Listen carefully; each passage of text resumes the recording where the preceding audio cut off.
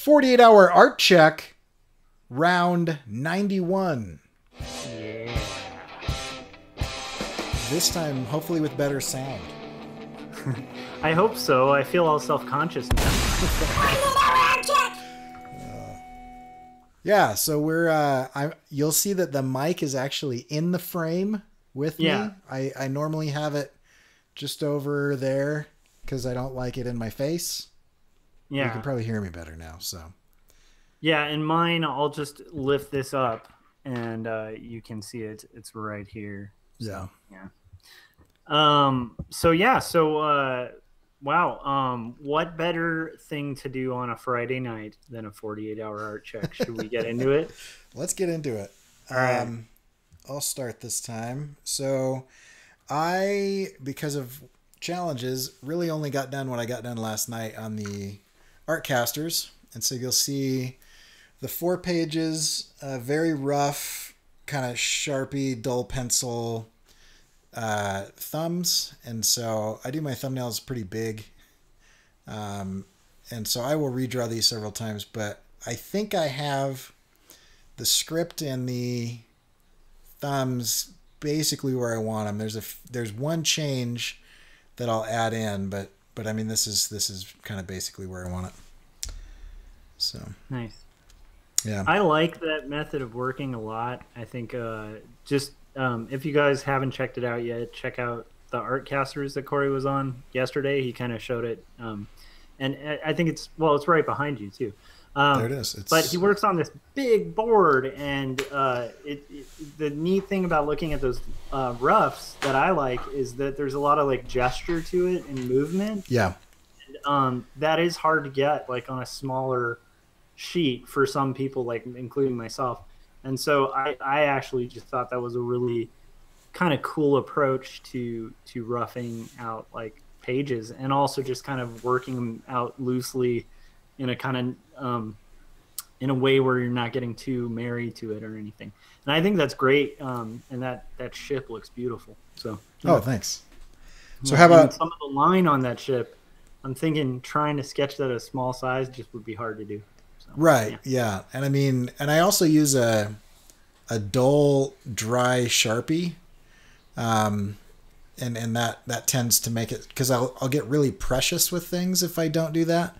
And so because I know it's going to look like crap, and I'm using crappy recycled paper and crappy tools, I can just kind of focus more on like the layout than I do like the noodling the details. So yeah. Whenever I'm roughing, I'll do it in pen too. And actually, that's a great topic we should add. Yeah. On our Trello, doing roughs. All right, cool. Yeah. So I got I finished the rough pencils for the next page of Quarterly Stories, which I'm excited about. That means I can get to type pencils tonight. And then that long scroll of text is the second draft of my script. And I think it's in better shape than I thought it was. There's a couple people I rely on to kind of edit my stuff, and all of them have given the go-ahead with some minor like spelling stuff. And that makes me feel more confident, because when I wrote it out, I felt like maybe I'm being too simplistic. I'm using a lot of repetition because that's the kind of book that my kid likes, and my sister's kid likes. And I was like noticing that when authors use really simple, not unintelligent, but just simple phrases, and have kids talk like kids talk, and use a lot of repetition, it tends to make for a really compelling and engaging children's book story for kids. So since I'm kind of writing this from the like point of view of a kid, it just seemed appropriate. But I kept second guessing it, and it's kind of neat to see. I should have probably rolled that into challenges, but it's neat to see that, or at least so far here from people I rely on pretty heavily, that they actually liked that about it. Because it's one of those things where I definitely needed a second pair of eyes just to like either confirm or say like, no, this is crazy. It's too simple, you know?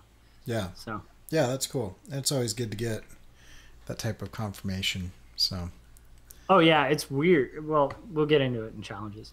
Okay, so Yeah, challenges for me are pretty straightforward. My 5-month-old caught a cold, and so my wife and I have been sleeping in shifts. So like last night, right at the end of the Artcasters, I got a text that said SOS. So I ran upstairs.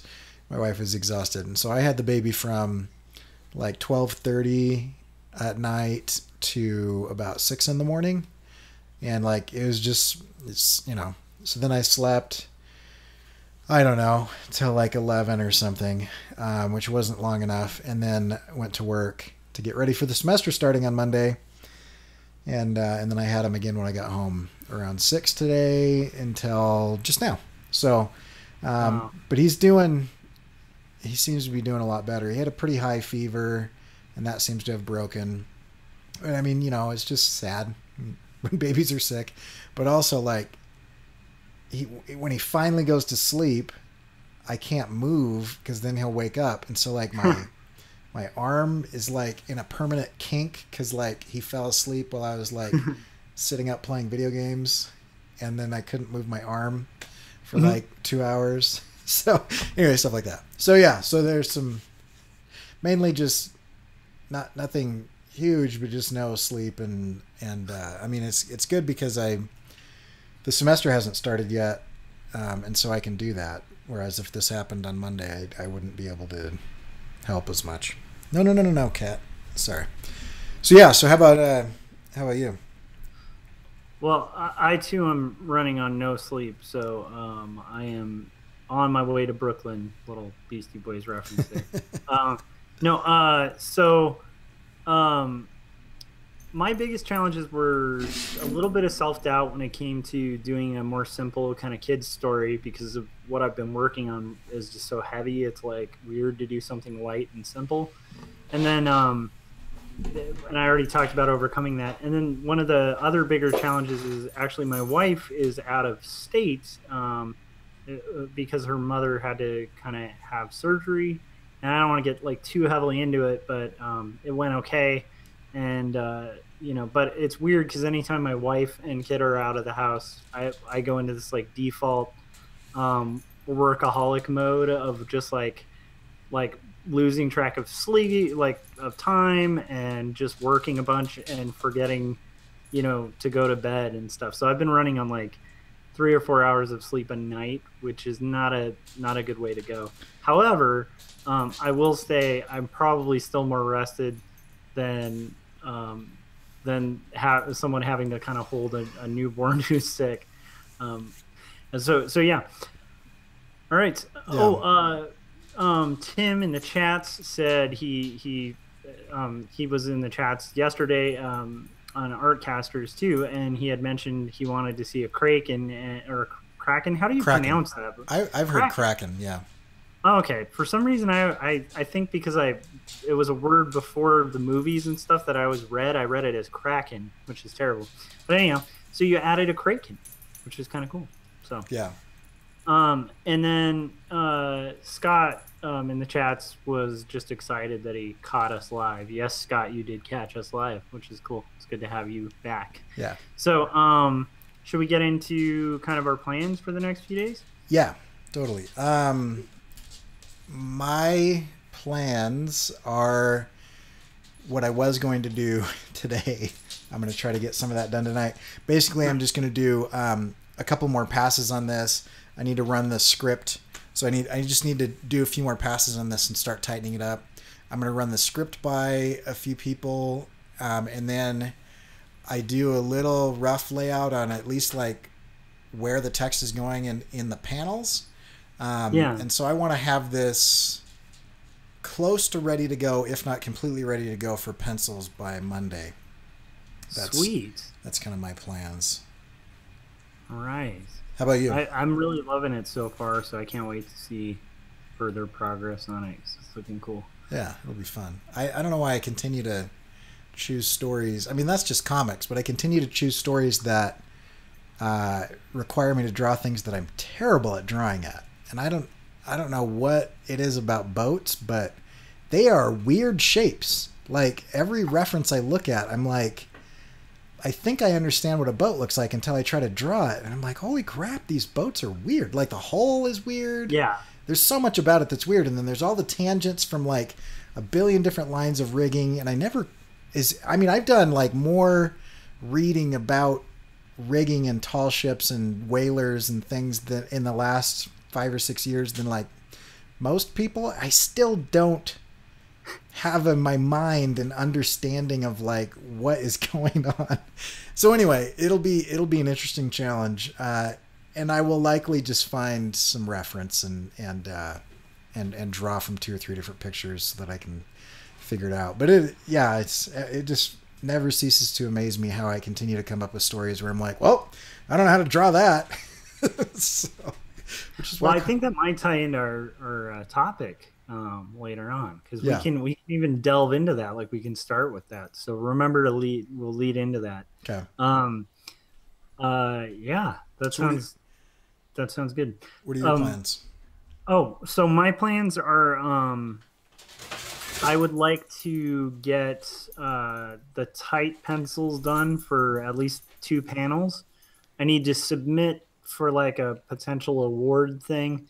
I'm not going to share that too publicly, but it's something that Cory was like, dude, do it. And I was like, okay. And so I have to stick to it. So I'm going to do that tomorrow. Yeah. And then I also am going to try to start thumbnailing and maybe even finish thumbnails for the hundreds. I'll just say finish thumbnails for the at least a page of the hundreds book, because I think I feel pretty confident. I shouldn't say the hundreds book, the hundreds anthology contribution I'm doing. So I feel like I can at least get 1 page kind of thumbnailed out at least, because I feel pretty confident in the script. So yeah, that's awesome. Yeah.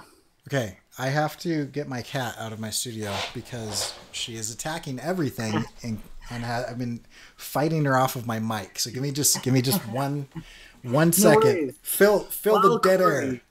Is battling his cat. This is actually like a live action sequence for the entertainment of the viewers in the chats. Tim in the chats said Puff the Magic Kraken, which I think is really cool, but I should say Kraken, because once again I mispronounced that, but that's cool, Tim. That's actually a good title for his Kraken. I gotta force myself to say that correctly.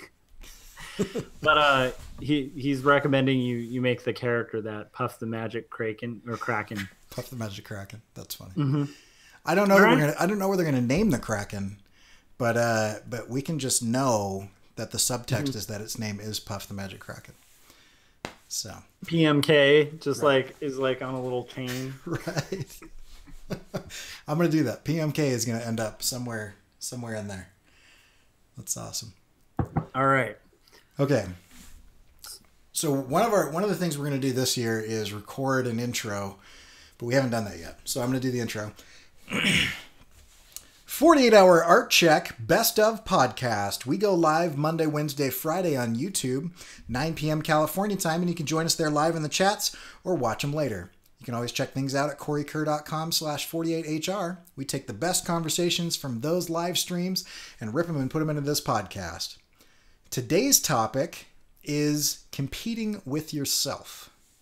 So Josh, you suggested this topic. I'm curious on where this came from. It kind of originates from a bit of a shift that kind of happened with me from when I was a younger artist to an older artist. And I was listening to a podcast that you had recommended, where a couple of older cartoonists were talking about, basically constructive competition versus like kind of destructive competition. Yeah. And it was framed in the sense of like, both can be produce good work, but one doesn't produce a lot of fulfillment. And so it just kind of brought to mind some memories I have of when I was younger as an artist, and what drove me, which was much more of the unhealthy competition. And so, and where I've kind of turned to more recently, And I just thought that would be a pretty good topic to hit. So I don't know about you, but like when I was starting out with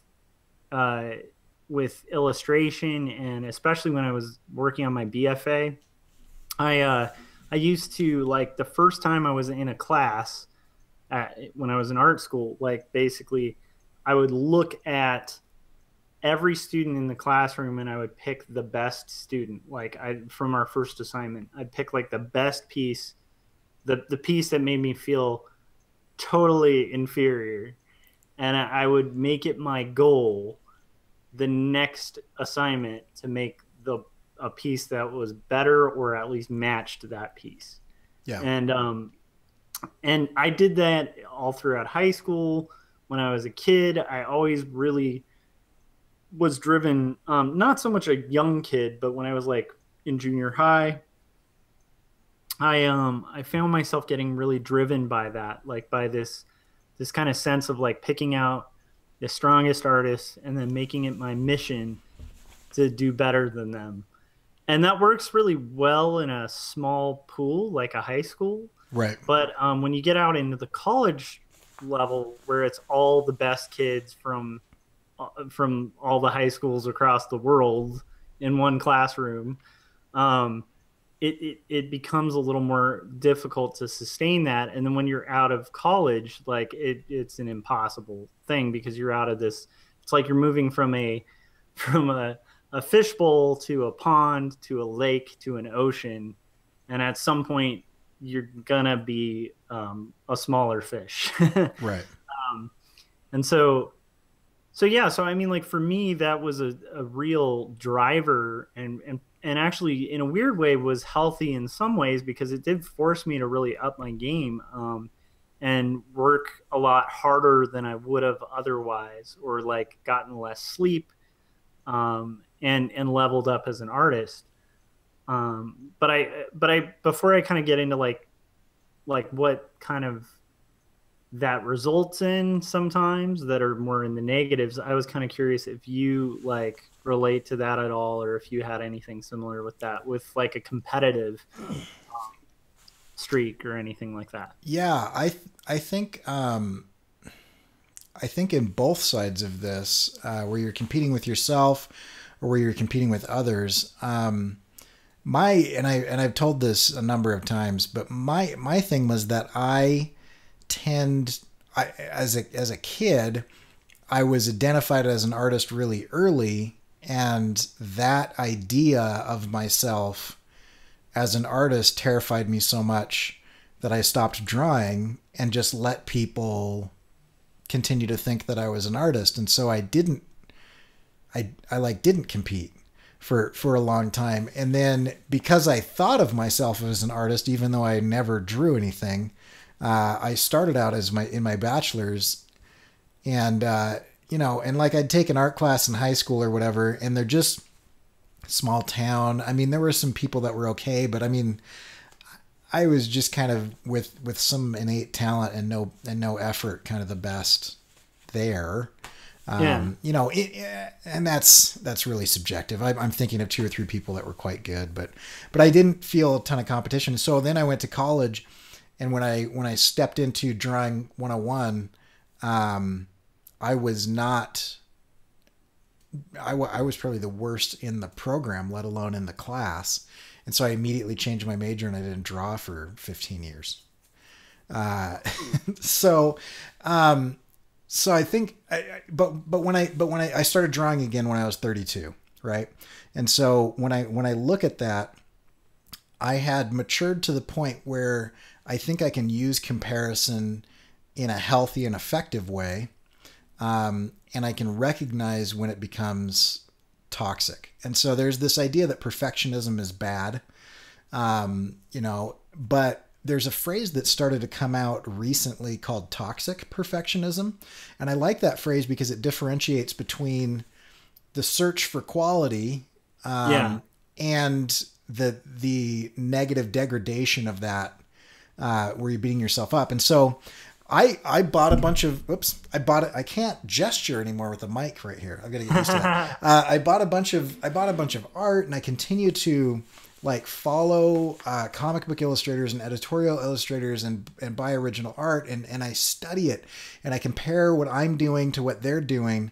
And that has been super helpful. I've heard a ton of times people give the advice like, don't compare yourself to the professionals because you'll feel bad and blah, blah, blah. And I actually think that's crap. I think you should, because you need to understand, I need to understand where that gap is and how to close that gap. Yeah. If it's just this ethereal thing with no goal, there's no goalpost, there's no finish line, there's no anything.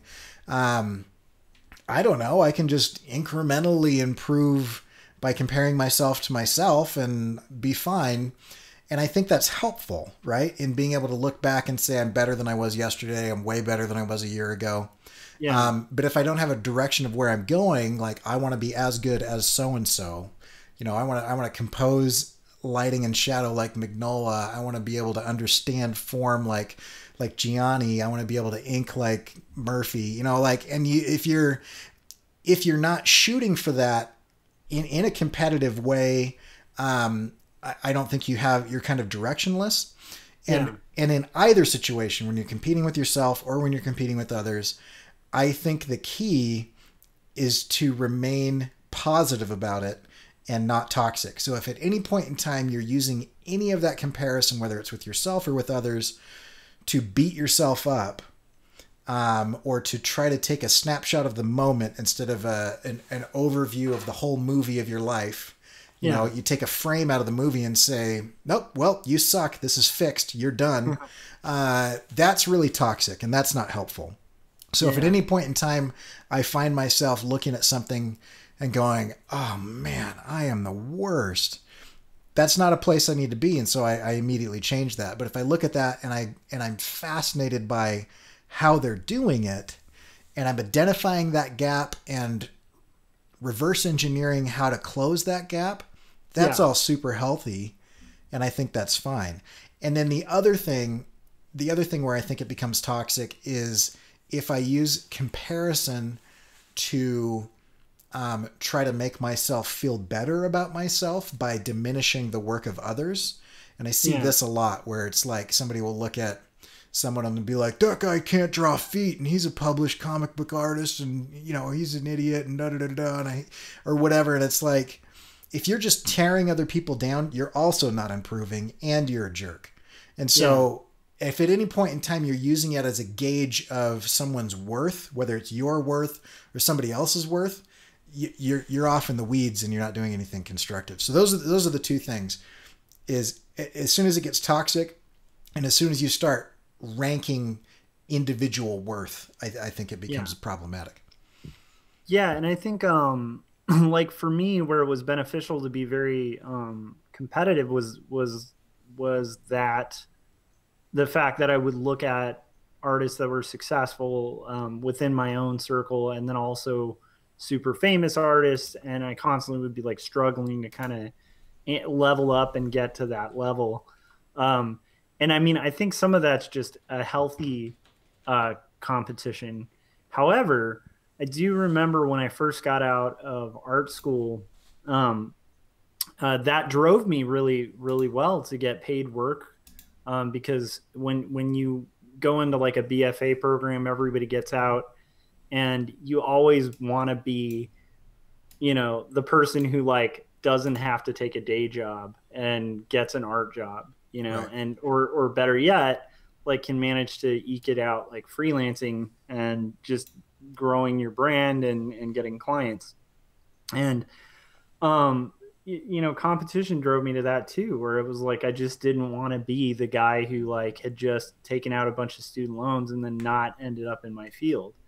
And so there's a lot of benefits, a lot of like positives, but where it got negative was I would catch myself for one thing, like I remember feeling resentment when people had successes right. that I knew, and that's not a sustainable or healthy approach to things, because what ends up happening is, you know, first off, it becomes toxic to like the people around you, because if they have successes and you're not kind of cheerleading a little bit, then like you're dragging them down when they actually need lifting up. Yeah. And there's challenges that come with successes too, and people need to be kind of carried through that, because it's not like, you know, life suddenly gets, you know, problemless when you like get a big client, because suddenly you're facing a whole different thing.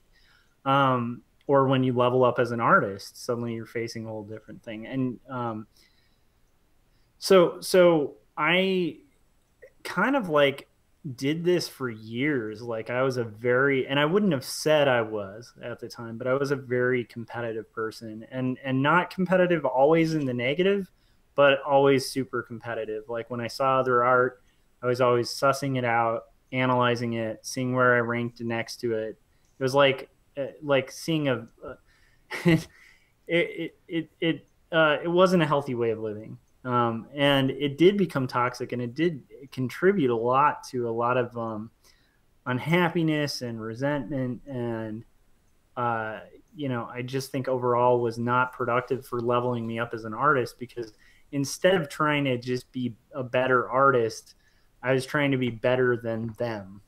And I think that becomes kind of problematic once again, because how far does that go up? Because at some point there are going to be artists that you may never reach, and if your goal is always to beat them, you're going to find yourself very unhappy on a deathbed, because there's somebody above them, you know. Right. So the idea of like self competition, I think, is good, and I think when we're younger, weirdly enough, I think you can see this in kids too, that you can see them do both of these levels of competition. Self-competition, I think, is kind of what happens when you're beyond, like where my son's at right now. It's really fun to watch him draw, because he doesn't have a care in the world. He knows what he's drawing, and he's not super concerned about like getting it right or anything like that. Like he's doing his thing. But at some point you reach this point where you like go to school, some moron teacher teaches you to draw in symbols instead of, you know, in observation, and using shape. They tell you, no, a house is a box with like with a triangle on it, and or you know, like a face is a circle with an arc and like two dots, which is absolutely not a face. And you get kind of programmed to that, and then you break from that. And when you break from that programming, because you're trying to be more represent, like most people have this point, artists, like when you get to a point where you're like, okay, I'm gonna try to actually draw what I'm seeing right now. Yeah. And when you're trying to actually draw and learn to see and then accurately interpret what you're seeing, there's all these different levels of frustration. But at that point in time, in most people's kind of maturity, they actually have probably the healthiest form of competition, where it's like you're just trying to get an eye right. So I remember like a bunch of times where I wanted to learn how to draw a skull. Like I wanted to draw a human skull correctly. And I just drew skulls over and over and over and over and over and over again. I'd have like sheets full of just skull drawings over and over again. And gradually it just got better and better, and it was very frustrating. But at some point you actually get to the point where you're drawing a skull like pretty well. And then I wanted to draw eyes, because I think when you're a kid, you know, at least for me at that point, that's when I was like, got really into MC Escher. I was like, oh, MC Escher's like the best. And I was like, he can draw like an eye with a reflection of an eye in the reflection of the eye. And so I wanted to learn how to draw eyes. So I just drew eyes over and over again, and I'd look at drawings of eyes and try to figure out like how you draw eyes and how you like how does the eye arc? Like what makes it look like a realistic eye? And just multiple little experiments like that. And whether I was conscious of it or not, what I was doing at that point in time was literally competing with myself to try to make it better every single time, and try to kind of learn from my errors and correct and get better, and learn and correct and get better. And you make a massive improvement by doing that kind of thing as an artist. And then I think you get, at least for me, I got older. You get into classroom situations where it's more like, I want to get the A plus while this kid's getting the A. You know what I mean? Right. And it gets back to like kind of a more just competing with others kind of thing. So anyway, my only point is, for me, I've actually found that I think you need a little of both, like Cory, like you were saying. I think I fall on that side. But I also tend to sway, if you have to pick between two, I do think competing with yourself with a realistic vision of what it is you're trying to achieve. You know, always aiming high, I think that's kind of the best way to go. At least for myself. But that was a hard kind of thing to learn.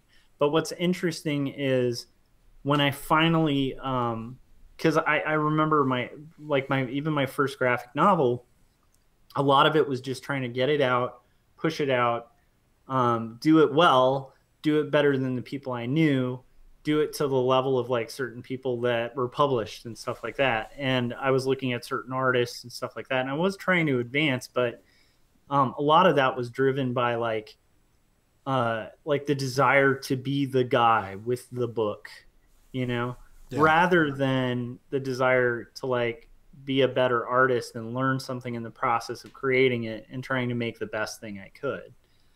And so like, to me, I think for me, I found more value in like stepping outside of the competing with others thing and just starting to look at my own work and just asking myself honestly where I would like my work to be, like, and is it there? And if it's not there, like what kind of thing am I going to have to do to kind of get there? And to kind of like, how am I going to up the ante? How am I going to change like the way I'm doing pages or the way that I'm doing stories or the way that, you know, I'm pre-thinking things and stuff to make a better product. And I ended up much happier for it. So that's why I kind of, I don't know, it's an interesting topic, and I think we could probably go on ad nauseum about it, but it's interesting to me just in the sense that it's something I personally have like fallen on like extremes of both sides that do fall into that destructive category that you were talking about. And finding the balance seems to be kind of trying to keep it's almost like finding true north on a compass, you know. I guess that sounds kind of cliche, but it's like if you have kind of a true north, if you have like a very clear aim that actually has to do with yourself rather than others, I think you're going to end up in a much better spot. Does that make sense? Because it seems like, well, I think the compass is a really good analogy, because there's actually two things, or three points of information that are really useful when you're doing orienteering. I as a kid, we would go on 50 to 60 mile hikes in the Sierras, you know, and be up there for like 12 to, you know, 9 to 12 days. I think the longest was probably 12.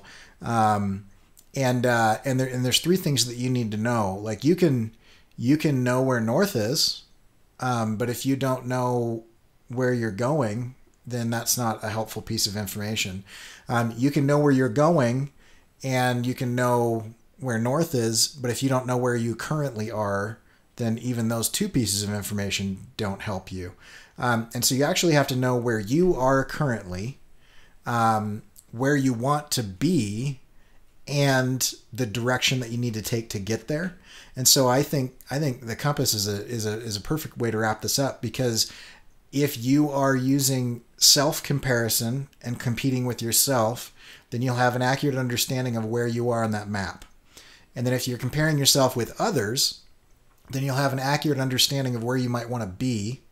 And then if you are like reverse engineering and breaking down the useful information of those that are better than you as a way of positively mapping out that gap and how to close it, then you'll know which direction that you need to head. And so if you are using either your self competition or your competition with others in any way other than trying to find a direction and move forward, then it's probably bordering or has already become toxic. And you need to get out of that, because like, it's not useful to get mad at the map for telling you where you are, and it's not useful to get angry at the compass for pointing at north, right? Yeah. You know, or to beat yourself up for being on a specific path that, you know, like, none of that is helpful. And so, like, I remember several times, and I'll wrap with this, but I remember several times where we would get lost, we'd take a wrong turn or whatever. We're literally in the middle of nowhere, limited resources, you know, and I mean, not that your lives depended on it, because I'm sure rangers or somebody would eventually find you or whatever, but you know, it was a dangerous situation, at least. And time spent kicking yourself or infighting amongst the group and blaming other people and doing that didn't matter. That was not useful. It wasn't productive. It wasn't constructive. Yeah. And there was nothing about that. And so you just took the moment to say, okay, I'm next to a lake. I believe I came from this direction. Let's look at the map. Let's try to find some landmarks. Let's try to orient ourselves and figure out where we're going and move that direction. That's just what you did.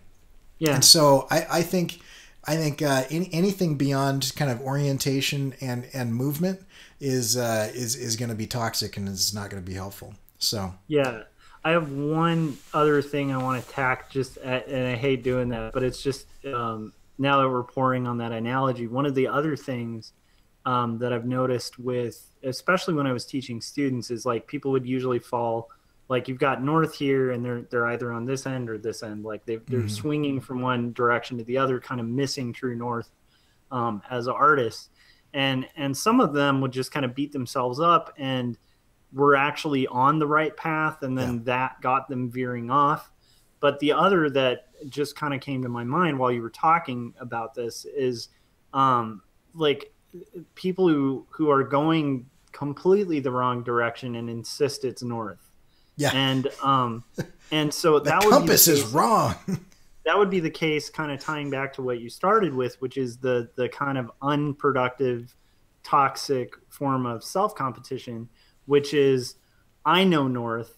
I had a lot of students like this, and actually most students who come in to colleges kind of come in with a little bit of this, because like I said, it's all the best people from the smallest pool. Yeah. And so they all feel really good because they probably were the best in their town or in their area or amongst their friends. And so they aren't used to being in a scenario where they're putting their work up next to all the guys that they buy the work of, you know? And so I guess that would be one of the big things to watch out for when you're getting into this competition is don't insist that north is north. Be objective and really look, because if you're objective and you really look and you really listen, then you're going to see like how far off from north you are. And it's a lot easier to course correct than just kind of insisting on going in the wrong direction. So, yeah. Yeah, man, another topic that we need to hit is receiving criticism, because there's so many stories of students who just would argue with me, and I'm just like, I just want to tell them, listen, you don't have to listen to me, but objectively, like you're claiming that this is subjective, but objectively I can tell you for a fact and with experience that what you're producing right now is not good. And these are the reasons why. And I had somebody at one point in time say, well, agree to disagree. And I said, that's fine. You can agree to disagree all you want. You're going to fail the class. And then you can go complain about me and go and rate my professor and tear me apart or whatever. And you can agree to disagree to your grave. But the fact of the matter is that I am right in this situation. And so anyway, it's an interesting thing, because there are teachers that are wrong. And I try to be one of those people that I know my limits and I understand my, and I try not to give subjective feedback as objective feedback. But anyway, it's a whole interesting. I think that would be a really fascinating topic. Yeah, giving and receiving versus feedback. Objective criticism would be good too. All right, so this has been a fun conversation. I hope you guys enjoyed it in the chats. Thanks to everybody who showed up in the chats. It's just neat. And Scott, we are really glad you caught us this time live. Yeah. So, yeah. And we're going long on Mondays, and so if you are watching this later, or if you're watching this now, I'd like to know a topic that you guys are interested in. We've got a big list of topics, and we can keep hitting those. But if there's something in particular that you guys would like to hear about, and you'd like to hear us wax eloquent and pontificate long, usually with Scott Cirkland in the mix as well, leave a comment on topics that you would like. We've had some great comments in the past that have given us episodes worth of feedback. So, and in the meantime, if you want to check out my work, you can go to corykerr.com. And if you want to check out Joshua Kemble's work, you can go to quarterlystories.com. And we've both got different things going on there. Make sure that if you haven't yet, that you subscribe and ring that bell for Josh's channel, which you're on right now.